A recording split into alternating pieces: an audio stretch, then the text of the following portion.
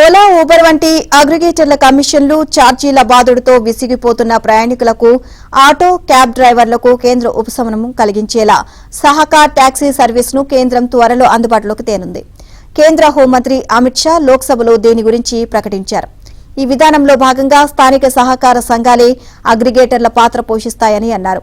బైక్లు, ఆటోలు, క్యాబ్లు ఉన్నవారు సహకార సంఘాల వద్ద నమోదు చేసుకోవాల్సి ఉంటుందని ప్రధాని మోదీ ఎప్పుడూ పేర్కొనే సహకార్ సే సమృద్ది విధానంలో భాగంగా ఈ ప్రాజెక్టును చేపడుతున్నట్లు అమిత్ షా వెల్లడించారు.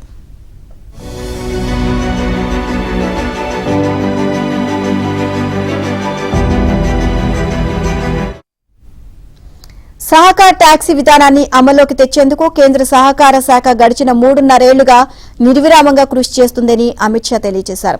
సహకార్ టాక్సీ అందుబాటులోకి వస్తే డ్రైవర్లు తమకొచ్చే లాభాలను పెద్ద పెద్ద అగ్రిగేటర్ సంస్థలతో పంచుకోవాల్సిన పని లేదని, అవి పూర్తిగా డ్రైవర్లకే చెందుతాయని, దీంతో వారికి మరింత ఆర్థిక భద్రత, స్వాతంత్ర్యం లభిస్తాయని అమిత్ షా తెలియజేశారు.